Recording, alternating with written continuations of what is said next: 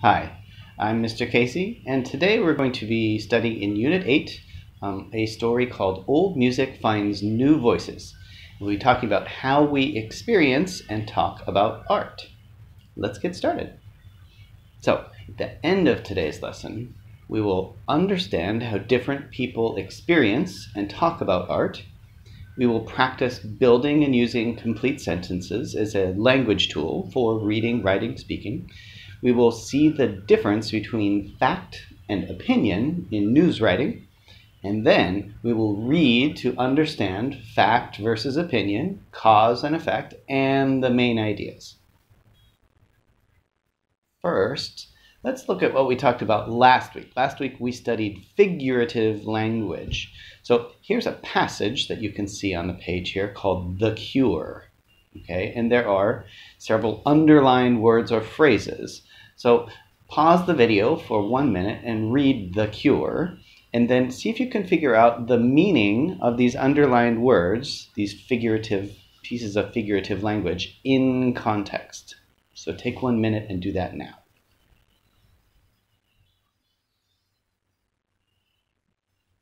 So the first one is down in the dumps. So how does Arturo feel? How do we know from the context of the story? Well, he has no energy. He did not feel right. Okay, so down in the dumps means sad, unhappy, or feeling bad in some way. Okay, the next one is put his finger on it. Okay, he could not put his finger on it. So what does that mean in the context here? Well, does he know why he feels bad? No, he doesn't. He doesn't know why. So to put your finger on something is to understand it, right? To be able to touch it, say, oh, now I know what I'm feeling. The next one is eons. Eons. Eons is a long time. It goes on forever. It's not a set number. It's just a phrase, a figurative language that we use to say a long time. I haven't seen her in eons. The next one, the best medicine. Now, are we talking about real medicine? No. Okay, in context, we're not talking about medicine. He's not sick. So what is the thing that makes him feel better before he's down in the dumps? So what's going to make him feel better? Music's going to make him feel better. So if it's the best medicine, it's the thing that makes a person feel good or special. And then the last one, superior. It always made him feel superior. So before he was down in the dumps, and then he found the cure. So at the end of the article, he feels very good. He feels the best. Okay, so how does the use of figurative language emphasize the ideas in this short passage? Well, it's more descriptive, it's more interesting language, and it's also more natural to native English speakers.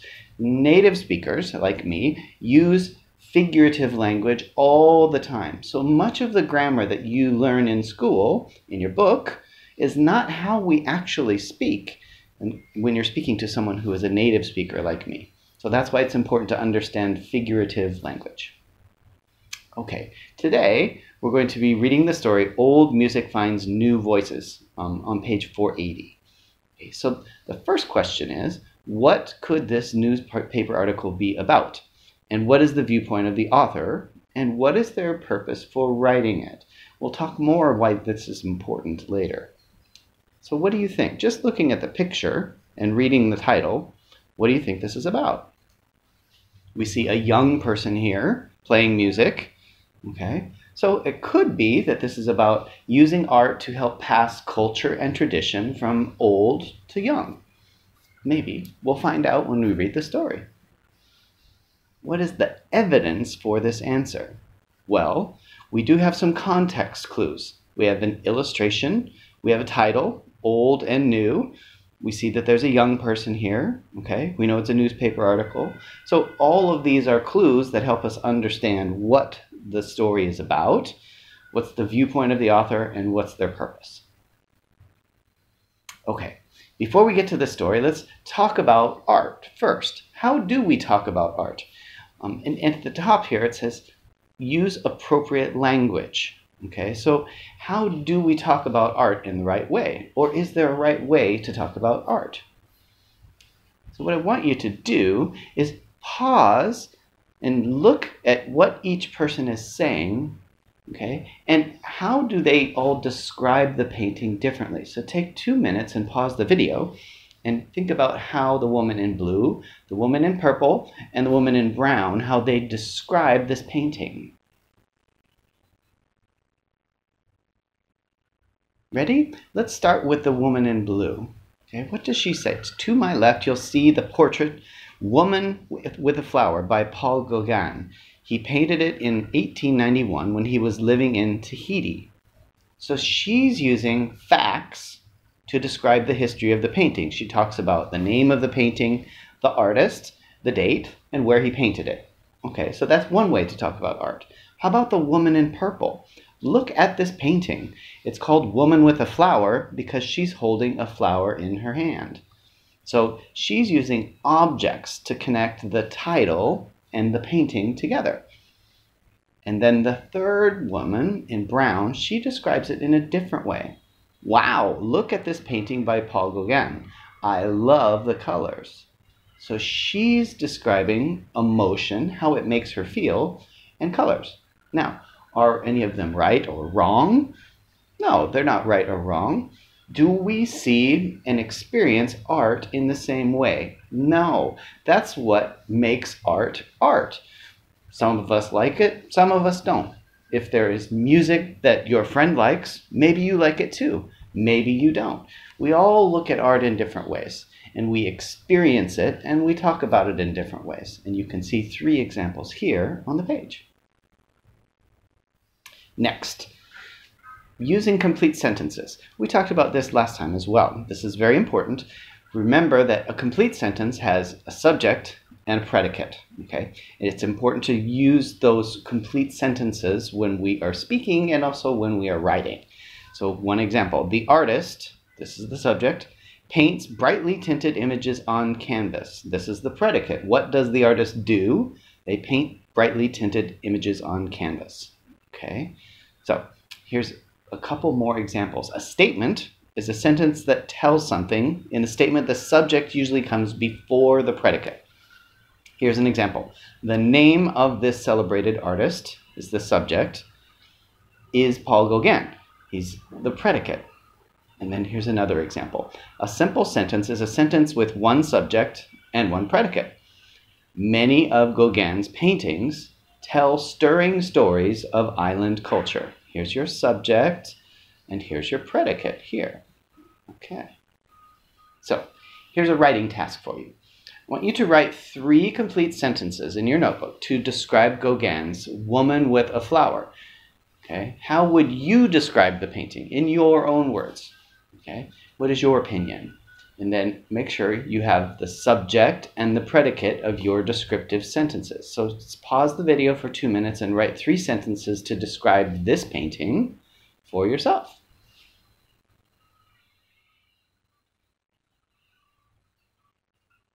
Okay, here's 3 sentences that I created.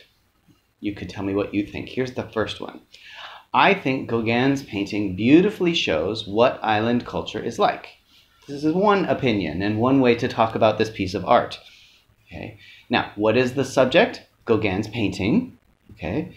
And what is the predicate? It beautifully shows what island culture is like. Here's the second one.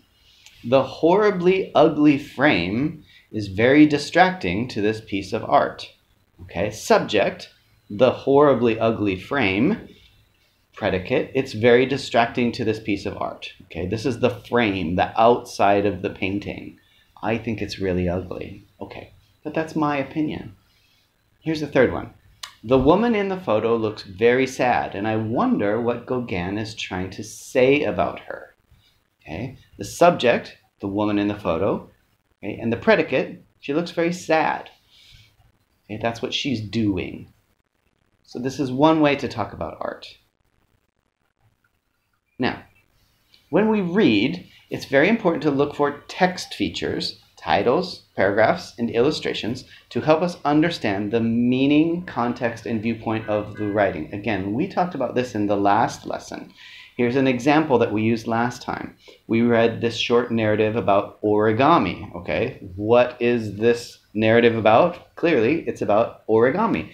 The text feature of the title and then the subtitles or headings give us information. So we know it's about origami, origami as an art, and origami as a science. That's one text feature that helps us understand what we will be reading about. Okay. Another one is paragraphs. We break the information up into 3 paragraphs so it's easier to read and easier to understand and to separate the information. Then we also have an illustration here. This helps us to explain the text. This is origami. Origami is a thing. It's a noun. So if we show a picture of it, then we understand better what we will be reading about. Okay. It's also important before we read to understand key vocabulary and to look for clues about the purpose and style of writing. That will help us to read better as well. So, one question that we always ask before we read, why are we reading? And why did the author write this? So, as we read today, Old Music Finds New Voices, we'll be asking those questions again. Before we read, it's important to understand key vocabulary. So let's start here. Our first word is approve. Your turn. Approve. Good. Approve is a verb, okay? And it means to think something is good or right. Okay, the teacher approves the work I did. The second word is career. Your turn. Career. Good. A career is a job someone trains for and does full time. This man, in the picture here, in the illustration, this gives us a clue as to what we're talking about. This man went to veterinary school and now has a career working with animals. Next one, competition. Again, 4 syllables, competition. Okay, this is a noun. A competition is a contest. Okay. The runners are in a competition to win the race or improve their time. You see the picture here. The illustration gives us a clue. This is a context clue of what a competition looks like. Next one here is concert.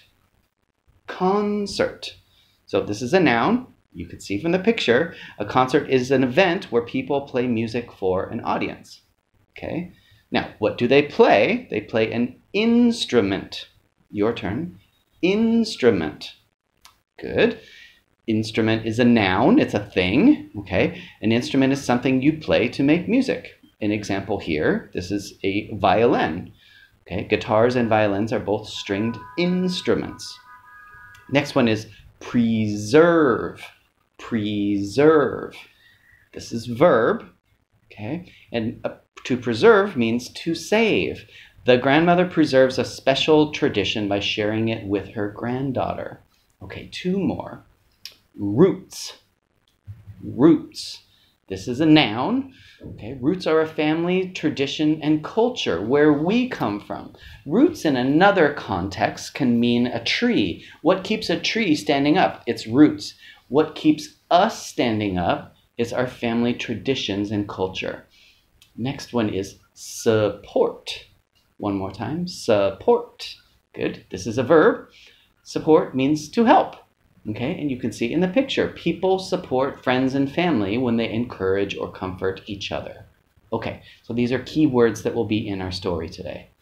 Now, another thing we want to understand before we read is understanding fact versus opinion. So, we're going to be reading a news article today. So in an article, okay, news reports facts about events. Okay, facts are statements that can be proved as true or false. And I'll give you some examples. Data, places, and dates will suggest facts. Okay, opinion statements we talked about before. Words like think, believe, or like. That means we're talking about an opinion. So as you read, think about the topic or issue they want us to focus on, and then analyze facts and opinions, and then you can form your own opinion about what you think. So here's an example. Okay, read this text here. Okay, is the blue highlighted sentence a fact or an opinion, and how do we know? Pause the video for 1 minute and read the text. Okay, so is this a fact or an opinion? Well, this is a fact. Okay, schools offer courses in mariachi music and competitions are spreading across the country. Can we check and see if this is true? Yes, we can. So we know this is a fact. Okay, now also down here, she says, when I'm singing, it's like I'm telling a story. Is that a fact or an opinion? Well, this one is an opinion. Okay, for Victoria, when she's singing, it's like she's telling a story. Maybe for you, it doesn't mean anything. So it's not the same. It's not a fact that she's telling a story if you don't understand what she's saying or you don't understand her story. Again, art is different for everyone. Okay, so page 486 is the first page of our story, and you see the image here, again, of young people playing music. So this is a newspaper article. Okay, newspaper articles provide facts about recent topics and events, and the purpose, the reporter's purpose, is to inform readers. So what text features do we have in a newspaper article? Well, we have a headline. The headline is Old Music Finds New Voices. Does that tell us something? Sure. Okay, it also helps us find interest. And then a deck is a short introduction to the article, which often includes what the author wants the reader to know and learn. Okay. Normally, this is the very first paragraph that you read. Mexico's traditional mariachi music is a hit again with Hispanic youngsters in the United States. It connects them to their root. And then we have a byline. This identifies who is the writer of the article. So, what do the headline and deck tell us about the viewpoint of the author? They tell us that mariachi music is becoming popular again with young people. It's a hit again with Hispanic youngsters in the United States. Okay, so this is page 488. So I want you to read this page, okay, and answer this question. Why do you think Virginia is concerned about her lipstick? Go ahead and pause the video for 2 minutes and answer this question.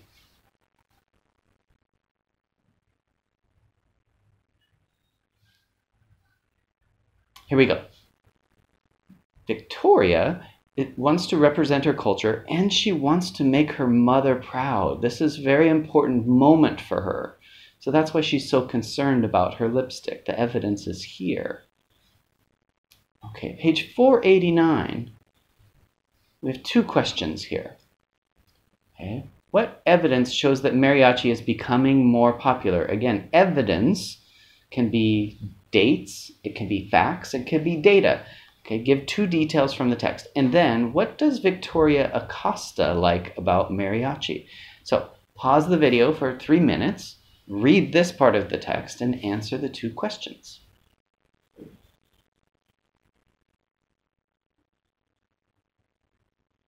Ready? Okay, number 1. What is the evidence that shows mariachi is becoming more popular? Well, there's a lot of evidence in here. Okay, hundreds of young people are competing.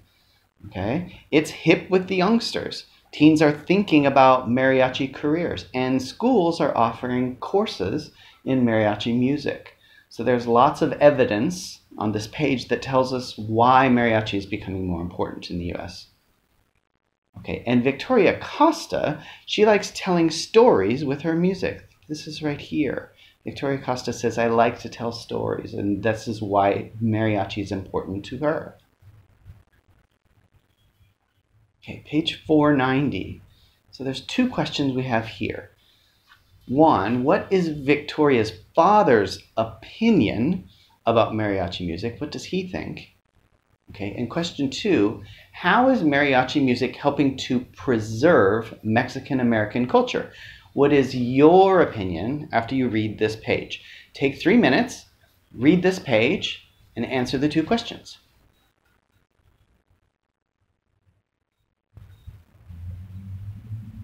Okay, Victoria's father's opinion is that it helps to preserve their culture. That's why he thinks that mariachi music is so important. Okay, now when you read the rest of this page, how is mariachi music helping to preserve the culture? What is your opinion? Here's my opinion. A lot of this talks about language and how language ties together grandparents, parents, and children. Okay, so more people or young people are learning Spanish for the first time as Mexican Americans. Page 491. Again, we have two questions here. Okay, back to cause and effect. According to the text, what are some Mexican American teens learning as a result of studying mariachi? And what additional information does the caption tell you about a guitarrón? So pause the video for 2 minutes, read this, and answer the two questions. Okay, cause and effect. What are they learning? They're learning culture, they're learning music, they're learning tradition, and as we talked about on the last page, the most important thing is they're learning language, and the language is tying together the old and the new. That's why the title is Old Music Finds New Voices. Okay, here's the caption. So what does the caption tell us about a guitarrón? Well, we have the caption, we also have the illustration. It's a large guitar. In Spanish, the word guitarrón is a large guitar that plays low notes. We see that evidence right here. Okay, here's your homework for this week. So read the news article, Old Music Finds New Voices, again, and find 3 sentences that help you understand the meaning of the text. Then put them in the fact or opinion chart like this for better understanding. Okay? And then I want you to write in your notebook, in your opinion, how could we use music to pass Vietnamese culture from older to younger people? Do that in your notebook for us this week. Okay, thank you very much, and we will see you again.